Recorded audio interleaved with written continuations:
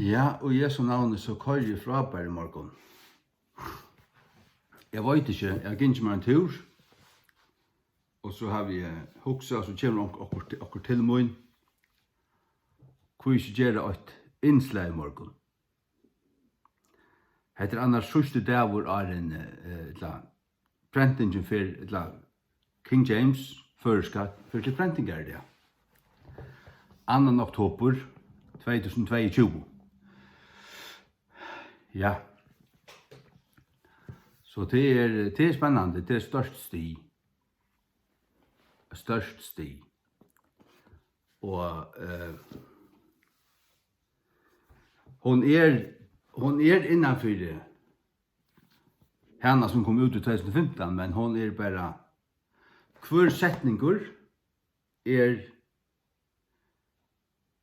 endelig, kan man säga, avgjørter, endelig funnpåsauer, og i året er fyllt jo setningsbyggnad, i bending, endingar og alt det forskjellige.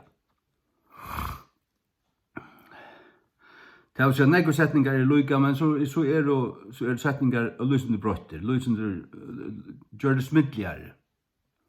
Og alt er skrasett i en word-lista.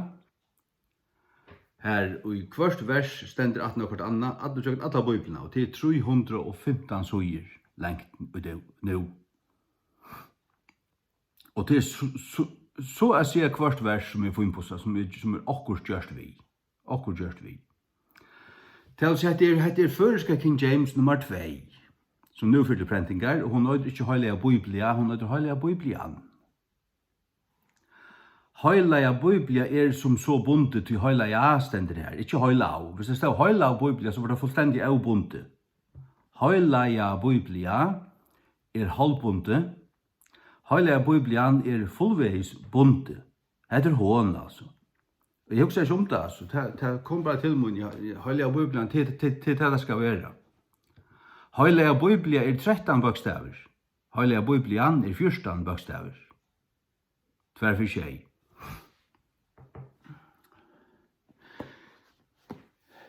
Biblia var ikke til at hun bygger av Bibelen til Dal. Og Biblian er ikke til at hun bygger nå av Bibelen til Victor. Hun bygger av Kvarka. Hette er føreska King James. Føreska King James. Valsikna ja. Totalt. Heilaja Biblian. Heilaja Biblian. Ja. The Holy Bible. Halleluja. Så at ikke til å si jeg er øyelig trøyter.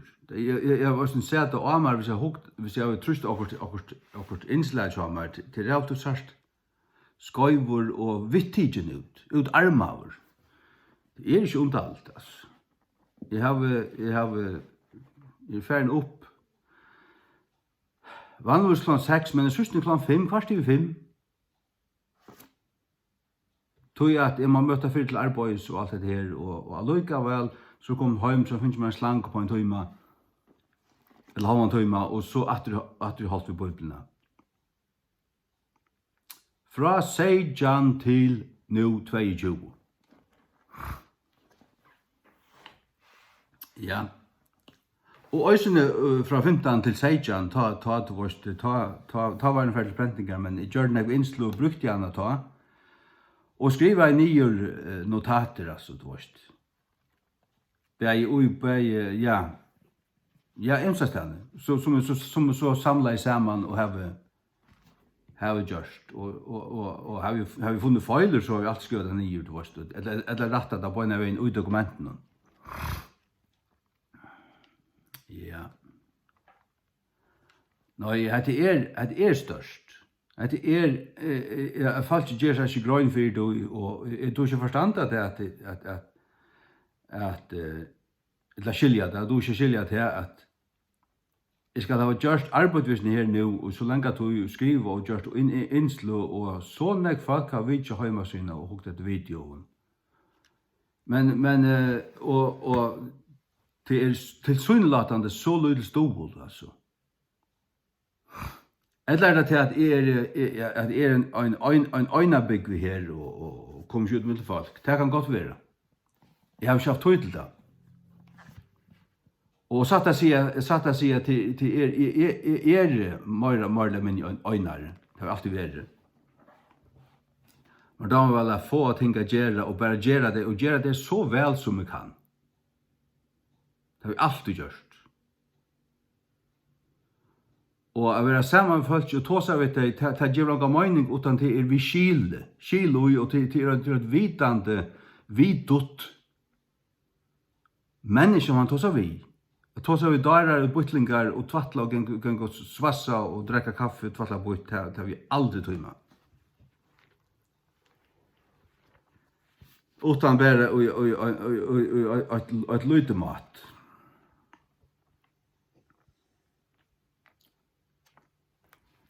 Og jeg vil ikke håpe til at det er så at det er i hukk med ui. Det vil ikke håpe. Det var ikke til man ikke være, men jeg vet ikke. Jeg vet ikke. Er det så må jeg være arbeid ved til herren må slå av meg. Jeg halte herren hef så sannlig slim. Ikke bare øyne for, men atter og atter. Han om det. Han er herre. Han slår meg hvis han vil. Jeg var bare til at jeg får ikke fra hånden. Jeg har smakket til at herren gaur. Jeg har smakket hans nøye, jeg har smakket hans gavu, himmelske gavu. Jeg var en lodtakar i halvandan. Jeg har smakket Guds gave år, og kreftene av kommande verøld hoksa der. Og så er det som totalt bare avnokta til. Når vi tar året, vi skulle sitte her, konar vi hatte, alt finnaste slag, og nå høyrer vi til skøva av platene en affær om utvelgingene, og kunne ikke missa det, og bla bla bla. Men kraftene, nei, kommer ikke her og snakke om kraft, så er det en falsklærere. Tås at om nøygaver, så er det en falsklærere. Og så har det ikke skil for hvordan nøygavene er, og hvordan det fungerer. Ikke høyt til hele for deg.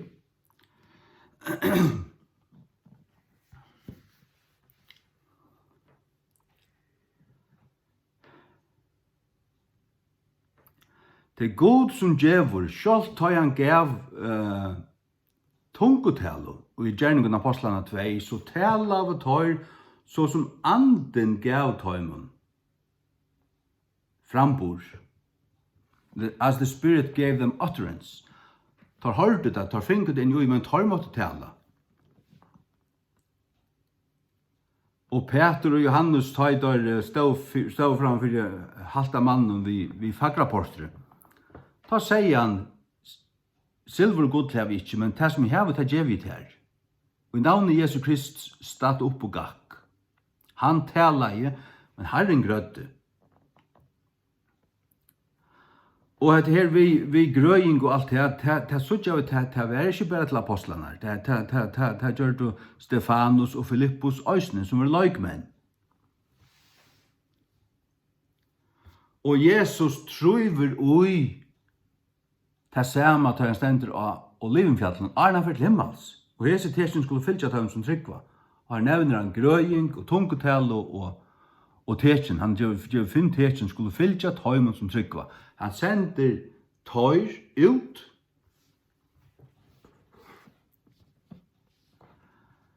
Og hese teksten skulle fylltja til ham som tryggva. Og til alt kommer til okkara. Så jeg trygg vi tog at alt vi fullmakt enn i det, øysne nøygavner, det største nøygavner enn vi fullmakt og i det.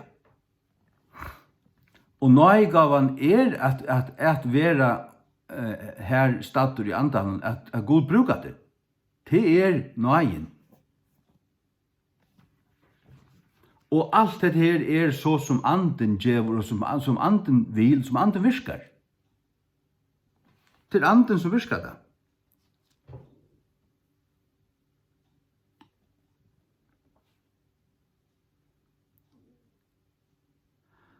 Fyrra Korint 12. fra vers 6. Og til imensløyger av virknavun, men til en samme god som virkar alt i ötlun. Men til kjennargiving, the manifestation, til kjennargiving andans vil givin til kvann mann, gagna vi ötlun. Tui at til ein vil givi av andan visdomsåre, til en annan kunnskaparåre av en samme andanon, til en annan trygg av samme andanon, til en annan gavurnar av grøying av samme andanon, til en annan virkingen av kraftaverskun, til en annan profeti, til en annan grøyning av andon, til en annan imis slø av tungun, til en annan tøyingen av tungun. Men öll hese virkar. In øyne og samme sjálvi anden, døyland i utle kvann mann fyrir seg, og så han vilji.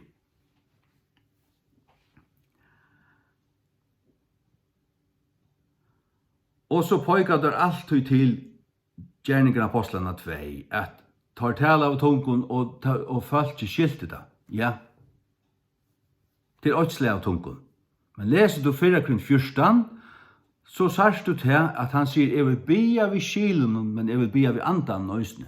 Jeg vil sinja vi skilen og vi andan nøysene.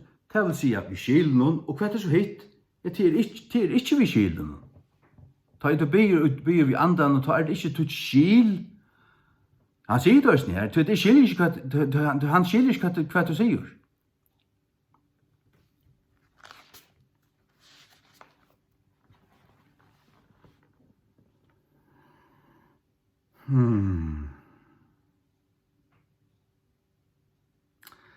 Fyrirkring 14:14, til at jeg bier og en avkjendare tungo, bier andemoin, men skilmutt utan avvøkst. Så hatt ikke en kjendare tungo. Hatt til privat at du bier sjálfur. Han sier jeg bier og en avkjendare tungo. Det vil si at du kan tala og i tungon, som du ikke skilur, men som det som høyra skilja. Det er en funksjon av tungon. En annen funksjon at du bier og i en tungo som du ikke skiltutter utan avvøkst, men andet du bier. Om vi bier i en avkjendare tungo, bier andemoin. Det er anden som bier. Og så sier han også at han skiljer ikke hva han sier, men god skiljer.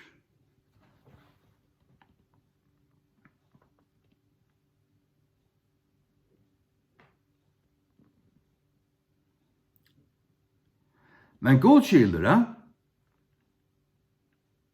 Jeg minns hva det stender. Det er alt her. Ja, men hva signar han til ferleis?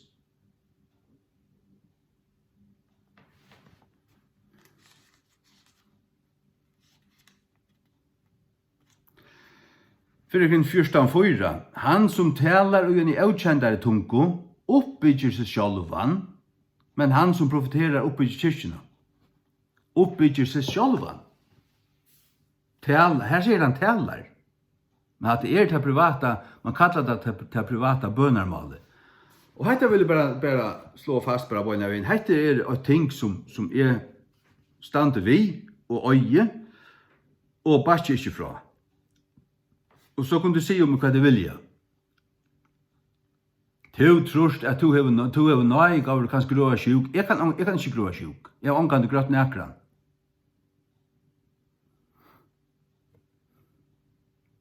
Og la meg også fortelle deg at Peter grått i omkant, og jeg Paulus. God virka i vidt høymon. Vi hånd om Paulus her. God gjør det særstøk kraftaversk vi Paulus her. Så fra hans allikan var ført ditten datten, så sluk og sluk klei og lagde at det sjuk, og andan og ikke fra dem, og de ble frusk.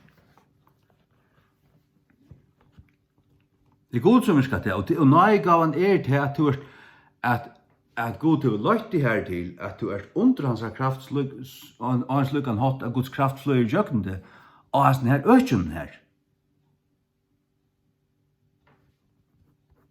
Det kan godt være under Guds salving og øren økjen enn akkurat grøying og enn akkurat undrum. Men det som jeg vil vise der til at sjølt tungotella et evennaturligt ting.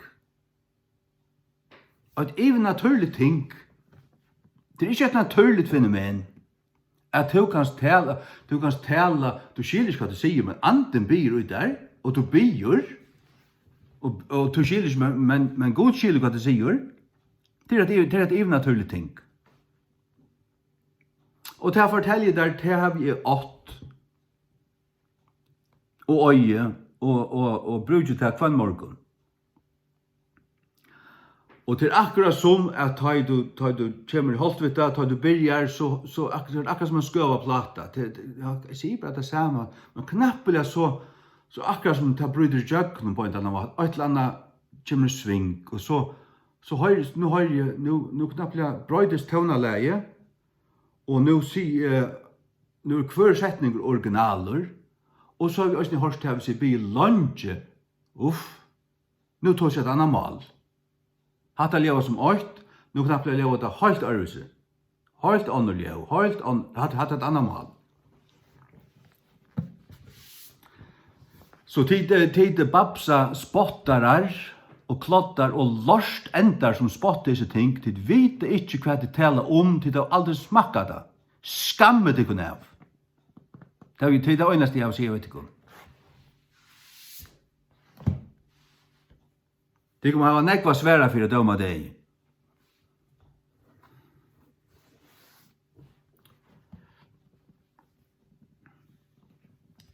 Ja. Hygg. King James Biblian. La meg komme inn av henne.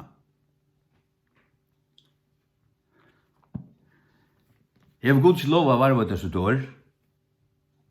Lovet han at varve det opprunna han ritt. Det gjør han ikke. Han lovet at varve det søgn i år. Himen og gjør skulle genge under, sier Jesus. Men min i år skulle ikke genge under. My words shall not pass away. Ja, så er det ikke gingen under. Heile anden drøyv tar som skriva og tar som tala og hver skrift er given vi uiblåster av god. All skrift er given vi uiblåster av god.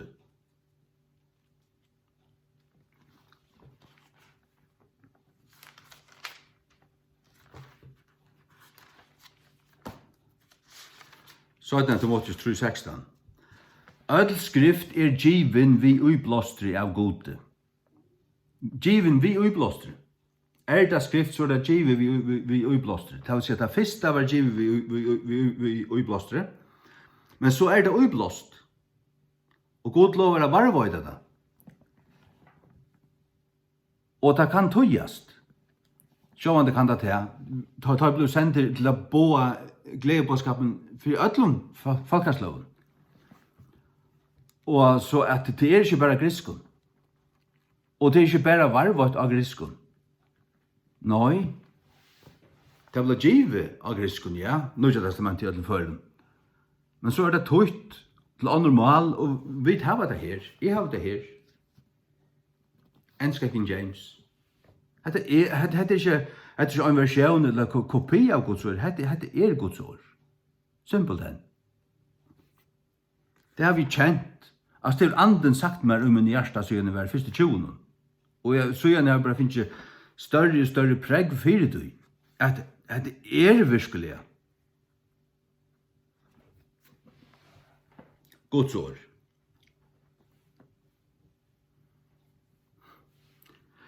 Ja, halleluja.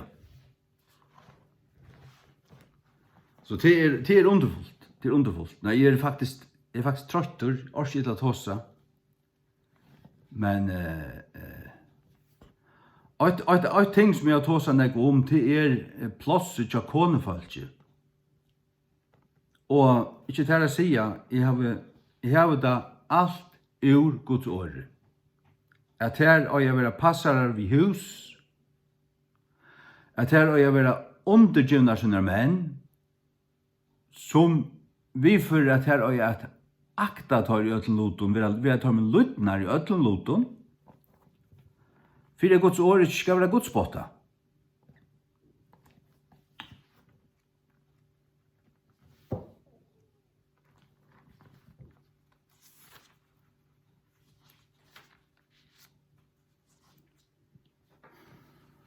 Ja. Titus 2. Men tala til tar luder som sømme heilnæmare Guds læro, at hinner aldra og menn vere edruelir, virelir, frahaldande, heilnæmare i trygg, og i velvild, og i tolmøve. Hinner aldra og kvinner loika lois, at her vere i etfer, så som sømer heila loika, ikkje falskir akararar, ikkje givnar til nek vuin, fralærarar av gaun lutun, at her med lære hinner unge kvinner å være edruelir, at elska ekta menn søgnar, at elska bøten søgnar. Hugsa der til må lærast her. Det burde komme naturlig, men det gjør det oppvart ikke. Jeg vil hausamar kuskar, passarar vi hus. Gauar, luttnar fyrir sin ekta månen, Guds år vil ikke godsbotta. Og tykker det største, og faktisk øyneste firmynd, og i Nødja testamentet ikke Jael, ikke Deborah, ikke Esther, men halter nå fast kvinna, Sara. Og det som vi tidser fram til hvordan hun var undergiven sin mann, og øttaist herran, og kallet mann sin, for herra i sin hjärsta. Lengt ut, ja? Jeg tar høyde til helter. Men jeg har lært til Guds år, og det stand jeg fast vi. Guds år sannløgjen om allting, ikke popmøyningar, ikke trender, ikke det som onkur veldomt heksur Amerika profiterar i viktikon. Heks, ja. Joyce Meyer en satans heks.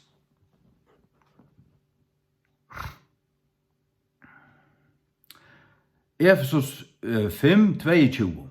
Ekta konur, undergjevet til sjálvar, yfir tykkara egn og ekta mannen som herranen. Tøy at ekta mævren høvur ekta konunar, enn ta ønså, til just som, enn ta ønså, Kristus høvur kyrkjunar, til han jo, og han frelsare likamsins. Tessvegna, her er løyande, tessvegna, ønså kyrkjan undergivni for Kristi, så løyes veri ekta konunar fyrir sunn ekn og ekta mannen og i öllum lutum. Undergiven. Høverskaper hever vi undergivne å gjøre. Kristus høver likamsins. Ekta mævren høver ekta konar. Tess vekna, her er løyande. Og så kyrkjan undergivne for Kristi. Hun undergiven han til han er hødd. Hva det til å være undergiven til å bøtja seg? Ikke ruse opp, ikke mot møte. Ikke være stolt og bresen. Hastaurer og malamidjel, krevjande, nøy, underbrottligur. Det skiler enda til mennesker slett ikke, og jeg heldig til kristne kvinner. De oppumpa hekser.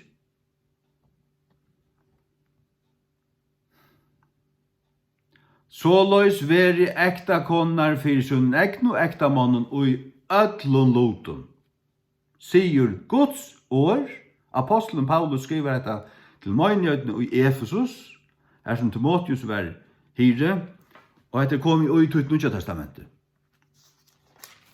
Og til fløyta da, ja, til fløyta ja til, tusen fløyta av det, ångar respekt for det, det kommer ångar til å heve. Fyra Peter troi, lykka lois til ekta konur, veri i undergivne. Han tror ut det samme som Paulus. Veri i undergivne fyrir tykker egn og ekta mannen, at om nekri logi ikkje åren noen, tar røysene med 8 året vera vunner vi etferien i tja ekta konen. Men der skoa tykker kusk og etfer, samkobler vi 8, ikkje 8 for tøymen, men 8 for gode. Jeg gjør det som retter. Kvars prøying let han øyvere han da utvartes prøying av å flatte hare og av være godlig og uiletting av uiletting og i skarsta kleie. Men let henne være henne til prøyingene, være hin dulde med vår hjertans, ta dulde mennesker og hjertanen, og i tog som ikke forgangelig, og i evgen prøying, sagt du. enn ta prøyingen av en eimjukun og stillun anda, eimjukun og stillun anda, hjertalegi, som i aksjon Guds av miklum vire. Jeg halde til at årsaken til en større part av skilsmissen som hendte i det, til at konar forgantajar av Satan og tøyarandan. De røyser opp med mannen, de pumpajar Satans hekser, da godar Satans arma avkom, simpelthen.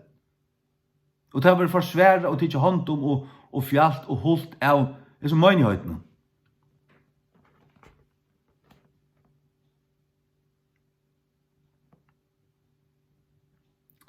Som i aksjon gods av miklum vire.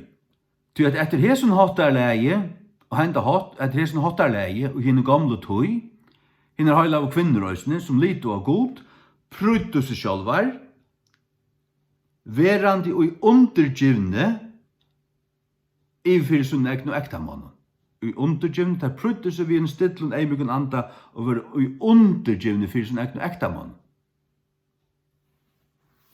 Hver sørst du Jael, eller Esther, eller Deborah, og tykna fram, og i öllum Nutja testamentet, så starta ikkje en gong i Hebreabraven 11. Og så ser man kvinnerastevne, atna kvinnerastevne, atna kvinnerastevne, sørst du 15-20 år. Og hva det? Det Deborah, Jael og Esther. Så mektige Guds kvinner. Sånn skulle det være til enda til å hekser. Det er Satan som tøler til dem. At det gong fyrir i Nesvik, og Slesvik, og i Grumsa og Kjelten i Skallabotne. Jeg vil si at her,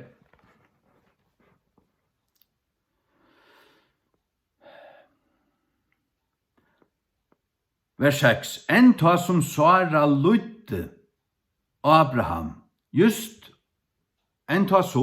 som Sara lydde til aktai. Så at her er vært i undergivet for sin egna ektamanne til det sast ut at du aktar han, det skiler øynekvurs med forstand. Men at har du prætkumann, at prætkumann røyne at røntja.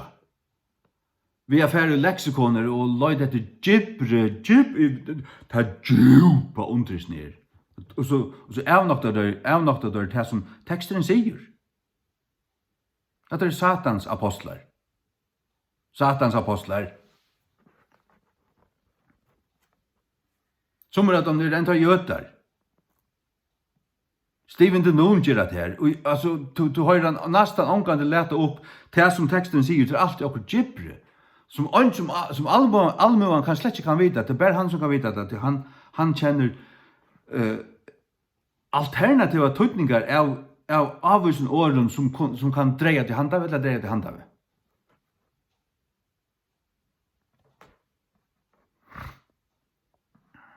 Jeg skriver under for tillanser og skammer en av.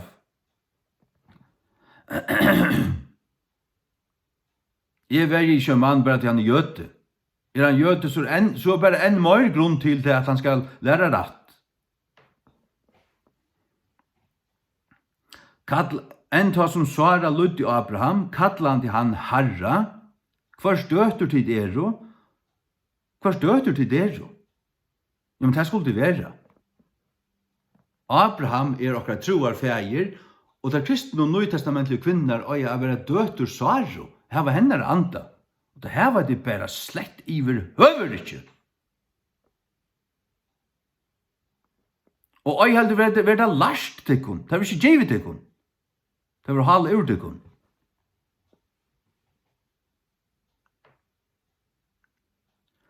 Hva støter til det så langt som det gjør vel, og ikke raddar for nekkar rasslo. Vers 6, som løys til ekta menn, bygg vi tøymon samsverande vi kunnløyga. Vi skile. Djevan de ekta kunn i høyur, djevan i høyur for det som ikke ratt, og tøyen så som en øyra vera. Det noen oppumpa heks, så skal man av. Så får det alltid møte der. Jeg vet, det får det alltid møte der. Det får det noen og møgnhøytene og samfunnet og lauga av alle badna var en høyla fred i møter. Alt Satans apparat som det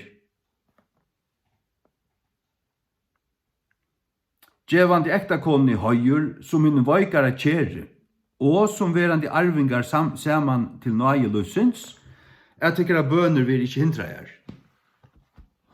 Jeg har også lært det, at Bibelen lærer det som man kallar for biblical separation. Bibelskan ætskilna. Vi er skilja okkur æt fra heimen, og vi er ikke vera samkobla i bara samanflatta inn i heimen, så som Blåkross gjør nu. Blåkross byrja for 100 år siden som et kristligt møynihøytsarbeid opphildi av godsfaltje, og det gonger jo som fødaspåret nu som kris, som blekka i kristligt ut ur underteksten. Du hvis det ikke gjør det her, så fikk det ikke penger i landskassan. Nu er Blåkross kapra, jeg vet ikke, kapra eller ivigivi halde jeg. Ta hårast vi heimen, ta gonger hånd til hånd, arm under arm, vi kringvarpen og ödlun, altså heimsens anda. Og nu sørst, nu flyttet det seg fra Møynjøten ut her til, og skulle ha hjelpa samfunnet til så alt leie. Men at det byrja altså som et Møynjøtsarbeid, det er ikke langt. Og ta fer ut, og så det ta det fer ut, ta fer det som en rakett som brenner ut. Halvtrus år, så Blåkross bare. Det var ikke nevnt, det var ikke engang nevnt at han være kristelig arbeid. Det var ikke mer. Og hadde bare et eksempel.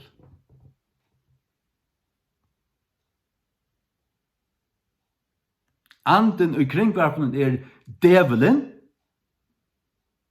og å bruke ter metoder at bruke kringvarpen og heimsens metoder til å skala seg penger inn. Ja, men man er sånn folk i arbeid.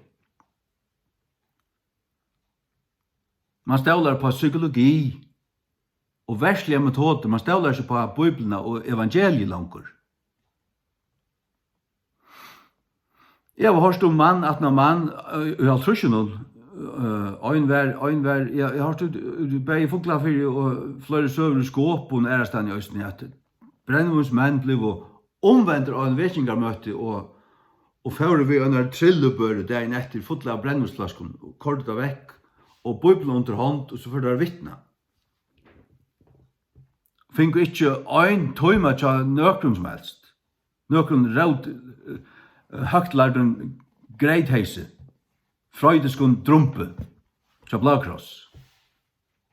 Ja, vi blir eisne fei var akkur lyd i eisne. Ja, det plåster av svaret. Det en omskyldninger. Jeg vil se det her. Jeg har lukta det. Jeg vet det. Det lukta i 2003 til jeg kom hjem. Jeg lukta det av bøyna veien. Jeg rukkar ikke rett. Det rukkar ikke rett.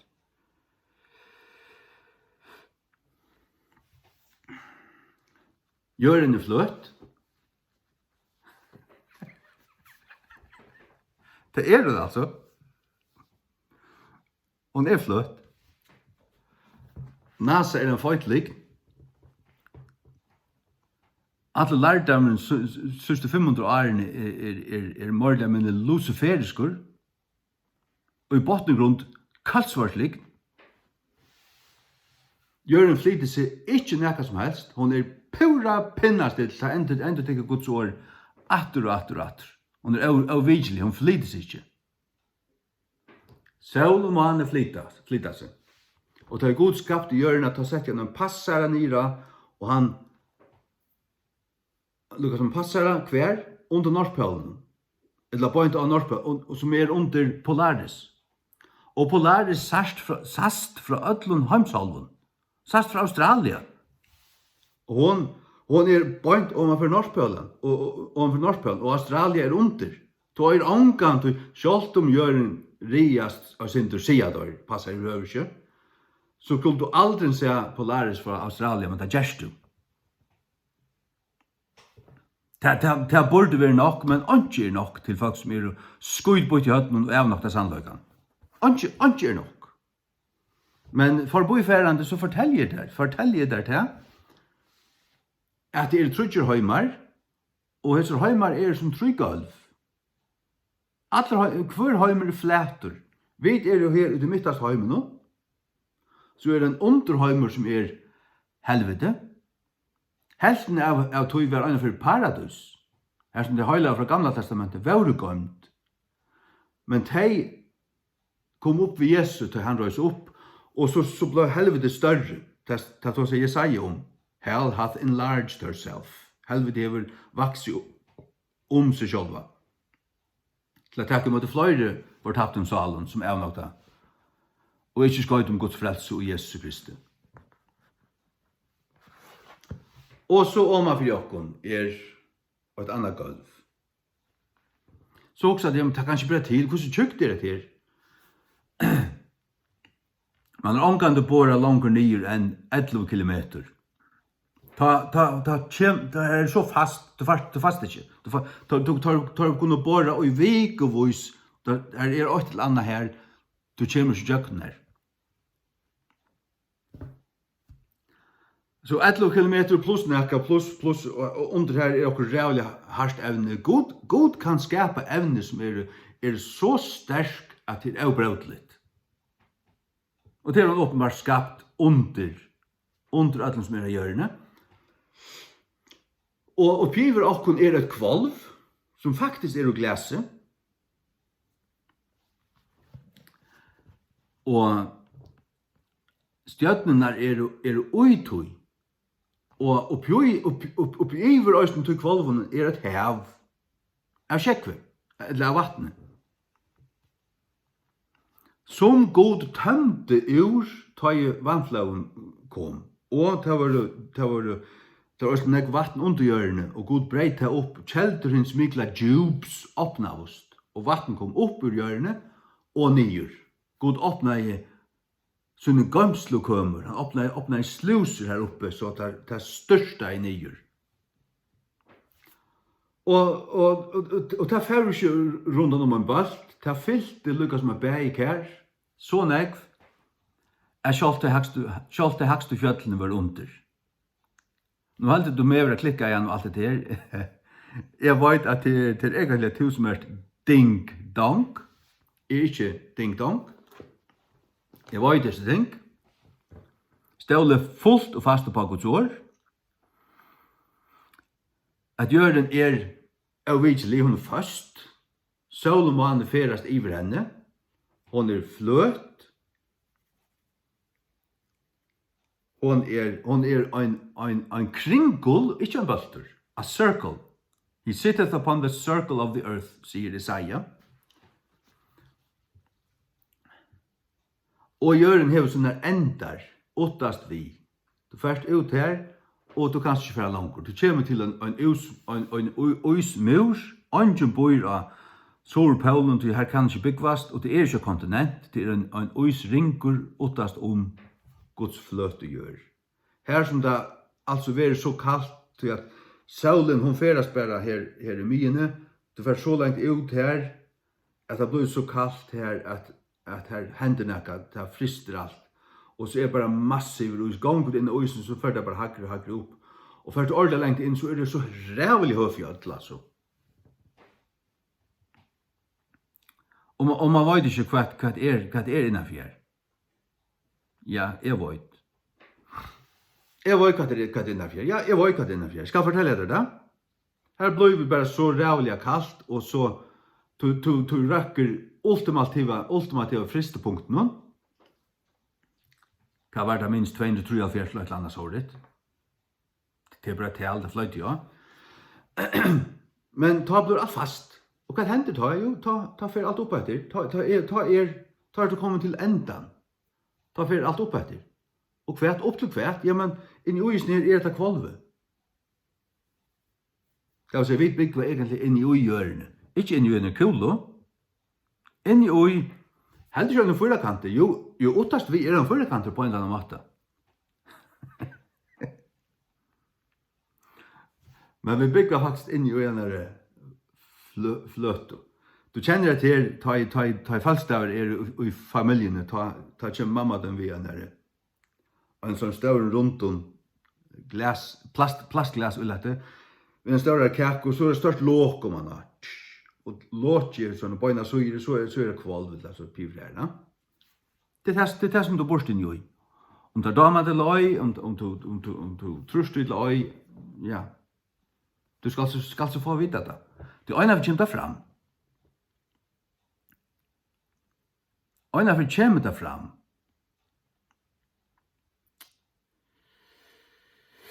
Ja.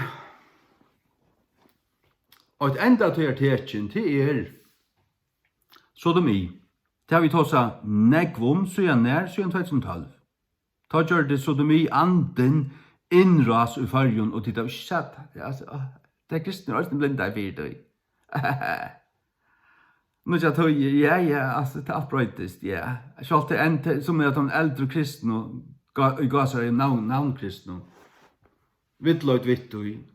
Och det vittlöjningen händer och gautattingen av de händer. Orsak av att det har varit kalla homosexualitet. Han är homosexuell, han är inte homosexuell. Han är perverster. Ongen homosexueller. Så det har levt som et laknaligt, en laknalig grøyning. Nei. Han er perverst svun.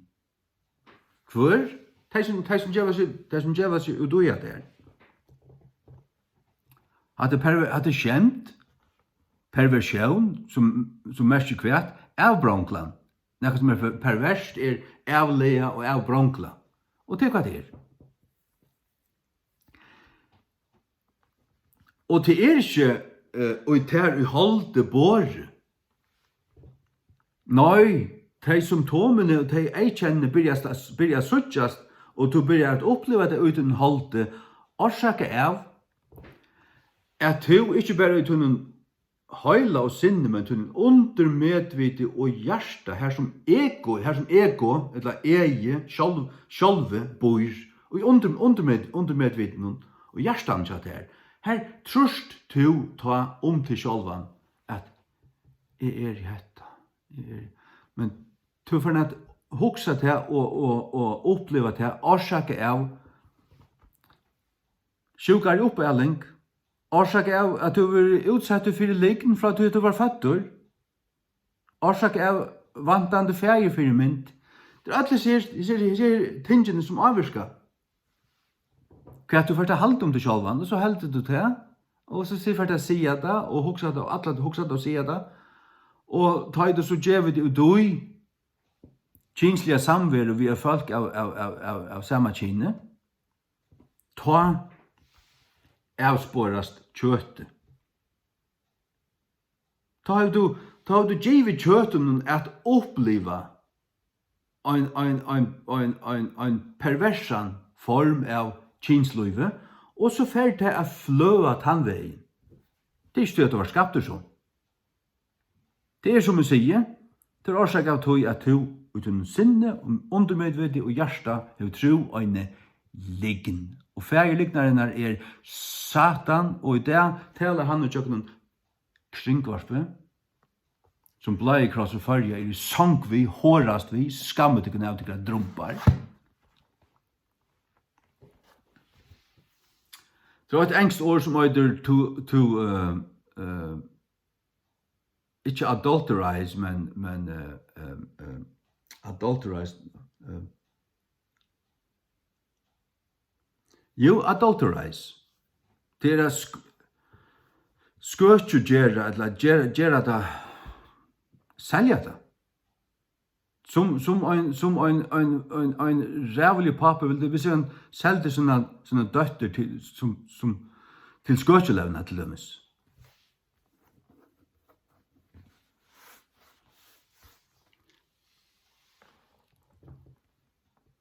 Kristligt arbeid er ikke å bruke verslige peningar, sauningar, metoder som bingo og anna lorsm. Og i æra viser vi ikke fyrir seg i møgnehøyden. satanist og skammeligt. Bingo og lottaroi og vinningar og alt sort satans lorst upp ur helvete. Skamme det gnau som gjør det her. Det øyer å være så at vi kristne oppihalda til arbeid som vi drøyva og heva det i okkar egne hånden, ikke gjeva det til landstyr, eller landet, eller nekka som helst. Eller til Freud og Nietzsche og Karl Marx. Sosialismen. Iver til heimen. Blakross vil aldri tidsi atter. Det vil aldri atter til som det var til jeg var 15 år. Omgantig. Det venter venst ikke atter. Nu får det bare langt ut.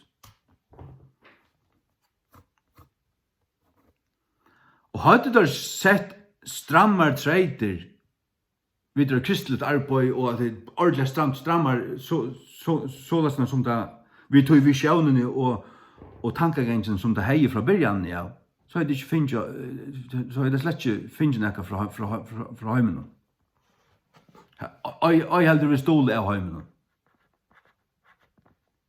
Det som heimen damer, vinskaper vi heimen fortjenskaper vi god. Det som heimen tåler å tale vel om, det er tog at heimen kjenner det atter som sitt egna. Da bor heimsens andi oidoi. Bor Guds andi oidoi, så er heimen slett tolta.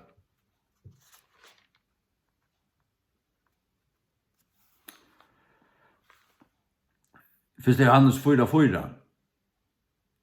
Eller, nei, 4:5. Tøyr er av heimen, tøy tala tar av heimen, og heimen høyrer tøyr. Tøyr er av heimen, tøy tala tar av heimen, og heimen høyrer tøyr. Heimen. Det er heimsens ante.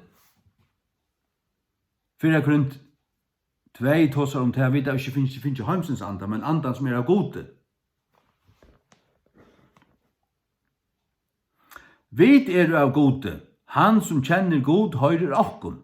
Han som ikke er av god høyrer ikke okkon. Det er måneder da. Guds ande og heimsens ande. Heimsens ande er Satan. For man har samarbeid ved heimen, heimsens var skvært, en 25 orkester inn her. Men vi enda vi tar med kristne. Og enda vi en brekande gav om kristne leie. Det er bare en undanførsla. Og en undanførsla. Skolkasjål, og ikke annet. Ja, nå er det ikke populær, nå er det ikke populær. Røyne helst å være det. Voi tykkun tar alle menn til å tale vel om tykkun.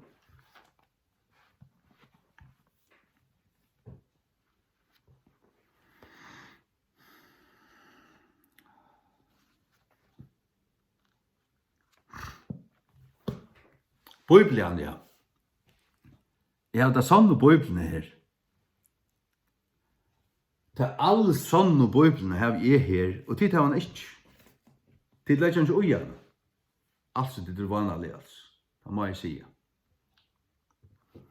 Så du er bare stolt og hugg med å du helt å være bedre enn andre. Nei. Det eneste som er vet at jeg har, det er øtta for gode. Og da burde jeg haft mer av. Sier mot hjärsta, altså sier i min hjärsta. Men det er det som jeg vil hava. Fyll ikke hånden. Halleluja. Nå, så er det bare så evig glæver. Høyast trøtter. Men jeg er ferdig at kvøyla meg vel. Og ja. Men daglig jeg bia og lesa sjående. Men nu skal svøvneren og kvølten være søt nu i øyne tog, inntil jeg fai atter. En sending av Bibelen som jeg skal gjeva og bøyde ut i Taurshavn, Nølse, Heste, Sandøytene og Sorøytene. Og Vaøytene. Jeg har skil for hver jeg bygder av finnes og hver jeg bygder etter. Jeg skriver hver jeg bygder opp til jeg er her. Jeg enda i Vestmanna, og jeg vet akkurat hver jeg kom til, jeg vet akkurat hese husene her, og nyeste gå til Vestmanna, til mangla. Så tar jeg ferdig i gang da, og så ferdig først til Vestmanna. Og så tar jeg hva øytene, og så vi er. Ta fai motion til, annars har vi ginge for litt hundren blevet lämmen og orskar ikke genka. Så jeg ginge for litt siste 3-4 årene, men ta jeg for å bøyde ut etter, så det badnavaten fram etter og ut vi bøyblion. Til gongo. Nian brekkene her vi som badnavaten her vi trus bøyblion. Og altså 5 husene her, og så her og her. Så kommer man heim, høyder og svarter, under brøso og alt det her. Kvart vikskifte og kanskje ena for midt i vik og høysene. Det underfullt her da. Det det. Guds år hever rett ui ödlun tingun. Det hever vysind ikkje, det hever NASA ikkje, det hever ES ikkje, det hever Davos, Klaus Schwab ikkje, det hever løgtingi ikkje, det hever to ikkje, det hever jeg ikkje. Guds år hever rett. Og hvis to ikkje sier at rungande ja og amen fyrir to, så evist er oi om du er frelstur, og er du frelstur, ja, så er det slett overhøver ikke rattkikka vittar. Slett overhøver ikke. Og jeg har bare å si, jeg vet til vend om til klott. Vend om til klottet.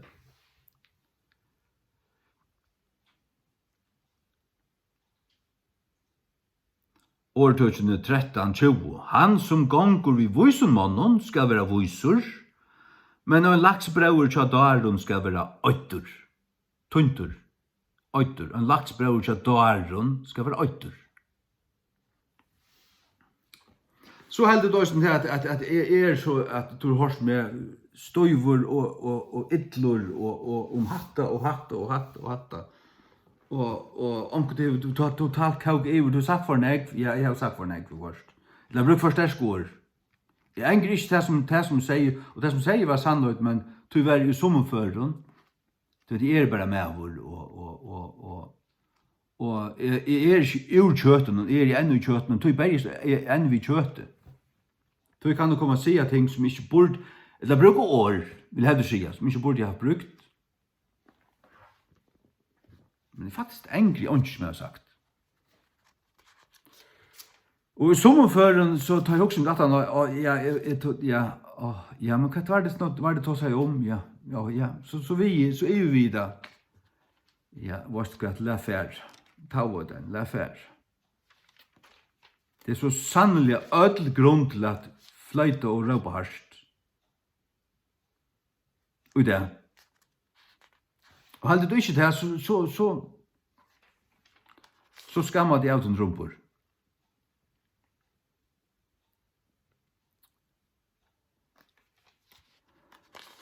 Ja.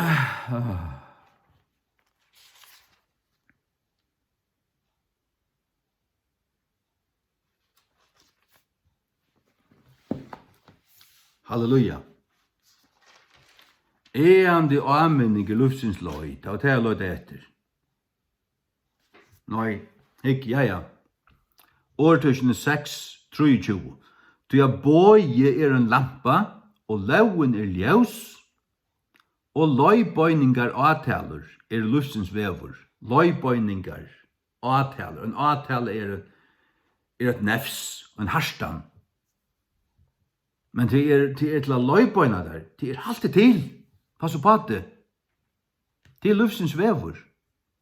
Luftsins vevor er løybøyningar avtaler.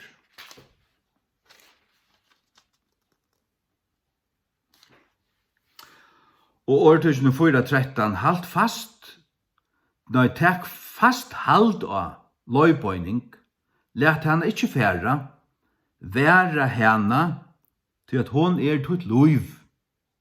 Løybøyning. Anmenning. Ja, Paulus sier det også ved Efesus. Han sier til at jeg vet at etter mine borstefer skulle hervelir ulvar komme inn i middelen som skulle ikke spære fylkje.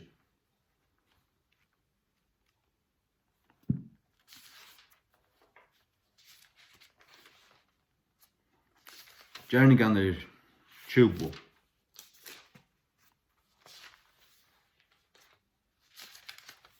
Ikke det?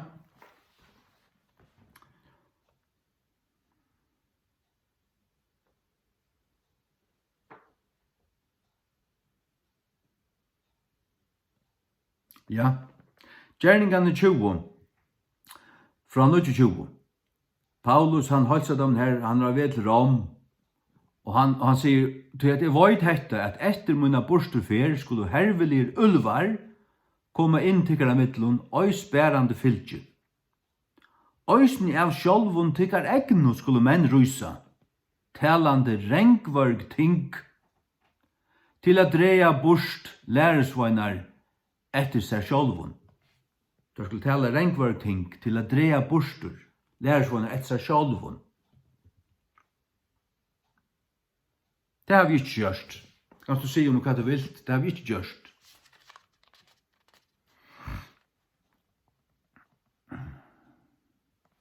Og jeg vil ikke prætika frelsu av gjerningun. Jeg præter ikke frelsu av nøye vidtrykk og uthelta blå Jesu Kristus og Golgata krosset av fullgjørda verset. Og at Jesus Kristus døy for ødel, og vi kunne bjøve ødlun å komme. Vi øya bjøve ødlun og prætika for ødelskapningen. Og Herren djevel så nøye, heile anden åpna hjørste, heile anden nærst vi hjärsta tja lydio her vi anna. Han nærst vi hjärsta, så at han gav gætre til de tingene som Paulus taler i. Halleluja.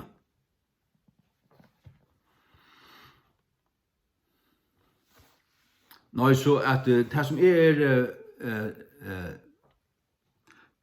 det som så ikke største på, at det Guds ord og sannløygan. Sannløygan om allting. Ta jeg ser sannløygan så legger ikke ui. Om vi skal stande ønsom alle vi innom.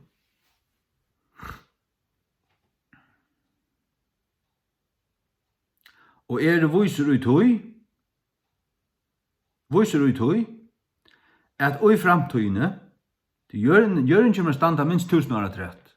Og i 1000 år røyden tar Kristus ræver i Jerusalem, som konger av gjør, da var tingene sett i anna lea. Ta var rett lea. Ta var skila tingene.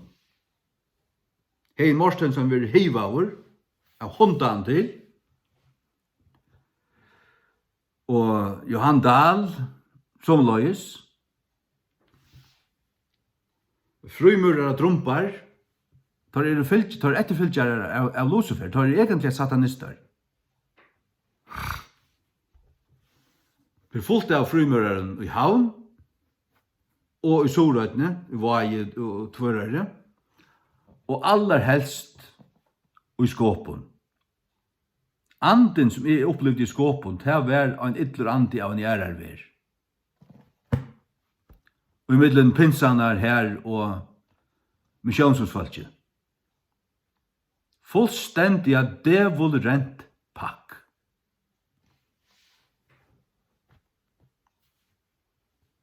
Sånn er man undrast i æra hvor satana. Hvordan demoniserer til dere?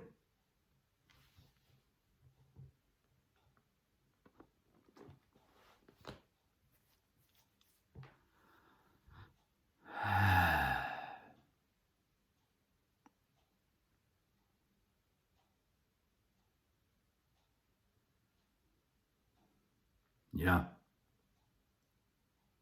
Sannløgjen. Nå så at jeg vet at han pryser nu betale, han kommer at det kommer bare avvøkst. Jeg ganske sutt ikke av det nu. Opplever bare svian og trean og sorgena og byrena. Men jeg var i kvarjen jeg fikk byrjene fra, og under kvarjen, og vi kvarjen, og fire kvarjen jeg har arbeidt, og arbeid enn.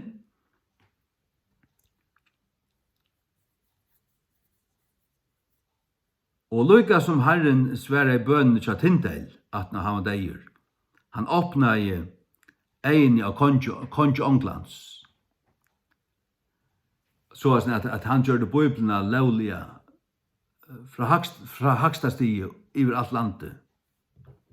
Og bøyblene var prenta og givet ut. Bare 2 år at når Tindel var brentur. Og til Tindels av Bibel som lei grundarlei under King James, som i det reformationsbibelen og til reformere i heimen. Og allheims mali enda tøyarinnar, og ikke bare enda tøyarinnar, men langer fram. Inn og i tusenarrykje verir King James Bibelian. Vi kan ikke lære grikskt og hebraist, for å kunne hava Guds ord. Det var ikke NIV eller ESV eller nek annet satans bras, det var King James. Og i fargen var det føreska King James, og folk kommer å skøyna sånne skittne reiv vid Dal og Victor. Og skåla der nere til helvetes. Som ikke var det, og det vil jeg bare gjøre dere videre, bare bøyen framan nå. Det gjør du vi akkurat som du vil, men sannløkken skal du høyre, og jeg stinga hål av maursetjen og sprøyta en giftsprøyta inn i baden og halda det sundur blekkade skrell til hversu morle men i badna vår. Og det ikke spurninger om, ja, men det dårlig av meninger. Det dårlig av meninger. Ja, det alvorlig, ja, vi må tingene for avskipa i. Så politikerne nekker haler, slåstjer, atler samler. Knalle nevan i båret, eller skreie mikrofonen av og boldran i gulvet, og gjeile ut, og så kallar vi at det satans badnamår.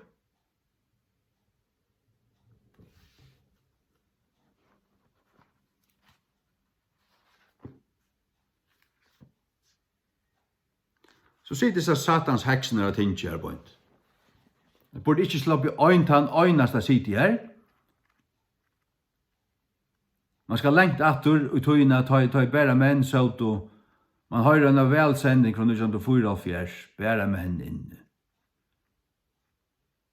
Hvordan rævliga og hævliga tar tåsa, ordliga skilui, vi viring og det her. Kvinner høyre ikke heima tinge, der høyre ikke heima og i nekrar valdastov av nøkrensleg.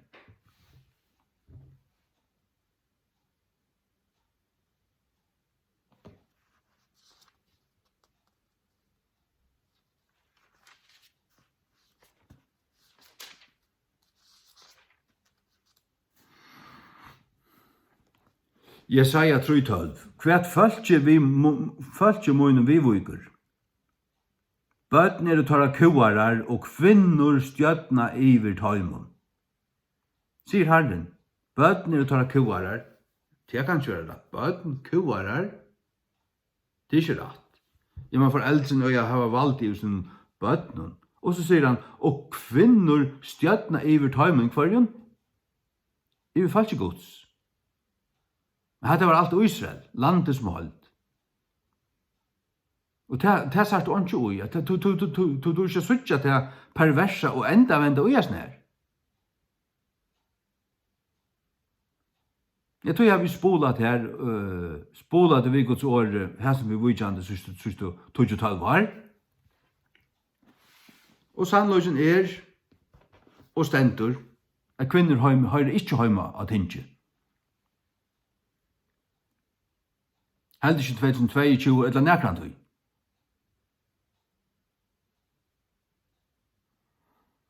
Det som kommer å hende til at Vesterheimen kommer simpelthen være kalt dømter av gode. Og så vil alt dette her den er menningen, den er samfunnsstrukturen, han vil bare ferdig. Og så det atter til sannløyden. Og ta verda atter, ja, vi må ha etter her, ja, hva skatt, ja, konar passar bøttene, og mennene tar færre av øya. Det var allar konar etter, og allar mennene for av øya. Og det kommer en futjen her, og sånn landen her, ja, mennene må brinja seg, trena seg, og vanja, og gjøre seg våpen til å verja lukla samfunnet her, og konen er jent her. Ja, hva er konen er plass? Høyme og bøttene, det er alltid verre. Og ta du hever hesa myndene, konen er her, og mennene er her, og bøtten vekser opp og i tog, og suttja, ja, men dronker, mæver, så hever du ikke øyntan øynasta ørkjemlegan, knokkrøttan, forvirregan drump, som ikke vet hva han eller hva kynslu vi for nekka. Nå mæver. Så at dette lignar satans samfunnet vi har det, det framløyer. Det framløyer ørkjemlan og øytan. Det framløyer lign. Det er såar lign. Og det er lign enn ta såa nye badnakuren og skolen. Det vekser opp ved lign. Tykker av feir djevelen, de som arbeider ved oss nær, de fer i helvete. De kunne gjøre så vel og vente til om 140 grader til Jesus Krist og bare til å møte knøfer i hånden og be han fyrirgjøve det kunne vaske til kun. Johannes 8:43. Hvor skilja tid ikke munna tale, enn ta av tog at de kunne ikke høre mitt år. De kunne ikke høre mitt år, klarer ikke høre det. Sier Jesus. Tid du av feiertikkere djevelen, og lister feiertikkere vilja til gjerra. Lister, gyrnter, lister. Han vær ein myrare. Ein myrare. Fra byrjan. En badnamordare. Ein abortør. Har du det Angeloin? Du en satanist, du av feiertikkere satan, du først i helvete kalla. Du kan gjøre så vel å vente deg om 140 grader til Jesus Krist. Han var en myrare fra begynnelsen, og så sitter de kring graten, det var så illt av det, at det skal nå strammas opp. Ja, det kommer en for ordentlig oppstramma. Og en kone vil en kone, det er ikke en spørning på hva en kone og de vil etter. De får ikke til chips, de får ikke til utdrekkere i mannen. Det er ikke til. Mennene jo 25% sterkere enn tid. Og i meal. At det meavur 100% styrke. Hevde denne kone, og så hun 30 fingrar av 4. Og i fysisk styrke. Du kan ikke brukast her. I krutsk vi okkon, for han vet der.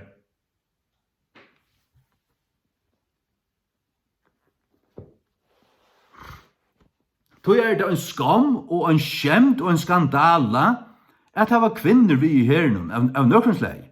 Om det Danmark, eller England, eller Amerika, eller Israel, eller ikke spett ut det. Det pura for kjærst, og for en øyneste øyneføre.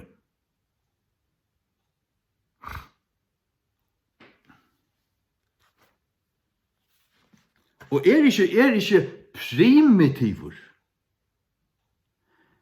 Da jeg sier det her, jeg sier til kun tan via sannløygan, til tingene brøytast ikke. De tåler det ikke bare som det, de tåler ikke hava det så som det øya vera. Så som de tåler ikke, folk som høyl, tåler ikke at de hava tingene, leta det være i sin naturlige levo. Det skal alt. Ja, man kan det ikke, så for jeg dreier det spennende møte, og så armer det, og så tingene koppa høtte, og så kjennes det alt så underligt, altså, hva det for nekka? Ja, du koppa tingene høtte.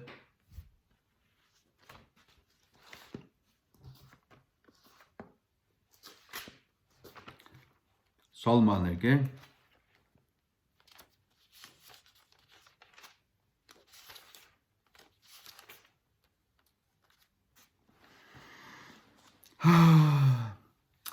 Salmur 8, 11.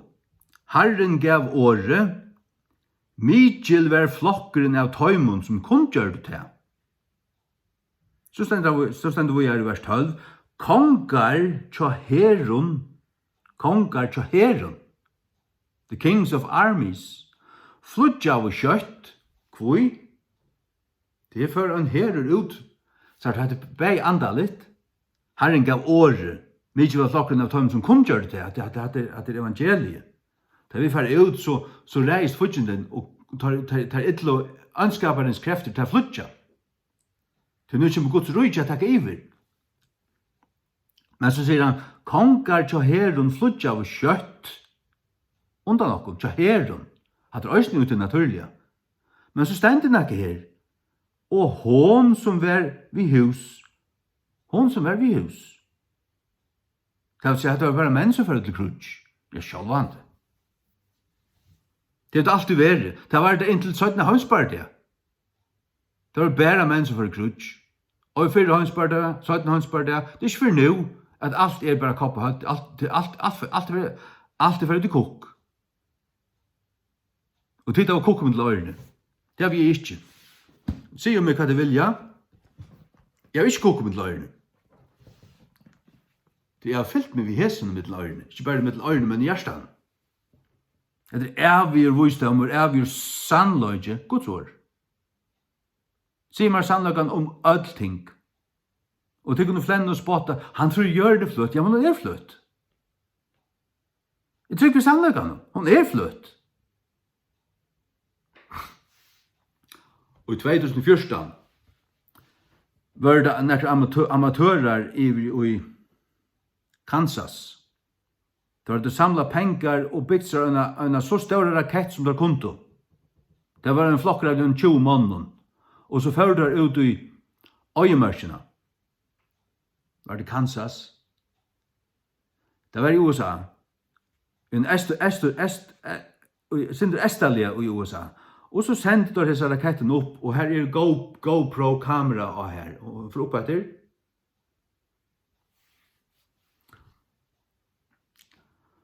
Og så Kanada, det som tar skjutja, hun fyrer så rævlig høyt opp, hun fyrer 113 kilometer opp. Og så skjutja der mannen, men han er rettelig lengt vekk, men det er mannen. Og så hittar det etter en korset, det var hver er mannen, ja, men her er det over. Her som mannen er her nått, hver er bare om man fra Australia. Og det først så flatt kors, du sagt her, ljøs er her, ljøssprøyingen her, og her er nått. Han var midt inni i her som nått vær. Det vil si, han åtte jeg være bygget av denne globus, som vi ikke gjør. Jeg forteller deg, vi bygger ikke en globus. Du burde ikke ha den kula.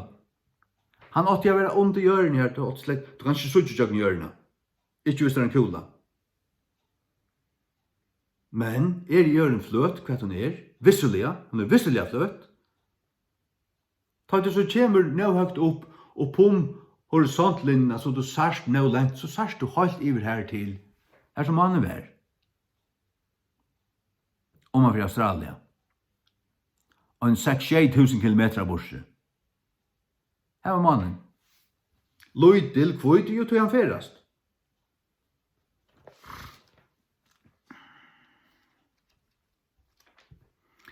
Sannløsene tar han videre til hvert til tryggvartens bøyplene. Det kallet det tryggvande til skulle bli bøypelig og tryggvande, men det hadde det blivet hvis det finner en oppenbering for det i det, og det hadde ikke godt å gjøre det. Ikke ødlån, men en avvisen tale jeg falt ikke i fargen. Og et avvisen tale kommer å få til oppenberingen av King James er Guds ord. Så kommer det å vite til å ta det lese først King James her, dette er Guds ord. Og så ble det fullstendig først, og det hører ikke ta i løyersvåner og lieprofeter, ta i rødner, ta i rød, lukka jeg. Lukka jeg. Så det er at likningen kommer ikke inn til en mur. Det rävliga gott. Rävliga gott. Hygg, Joshua 12:13 fra 12. Ta tala Joshua til Herrans og til deg, ta i Herren flutja opp amorittarnar framme for bøten Israels, og han sier i Eksjon Israels, Saul, statt du still oppi av Gibeon, og to manne, og i del i Eialands. Vi kvart sars du Saulen og mannen samtidig. Sars mannen til haumaren, men sars Saulen er klart. Han bjør dem bavene standa still. Og Saulen stod still, og mannen stegga i. Saulen stod still, og mannen stegga i. Jeg forteller deg til at det er de som ferast, og mannen stegga i. Til at han stegga i ferast. Inntil følt jeg hemt seg om han livet sine fortjendar. Ikke at skriva i bok Jashers, så Saulen stod still i myen himne, og skunda seg ikke affæra nyer løy og en høyland dag. Halleluja. Takk og lov. Herren sikten til. Amen.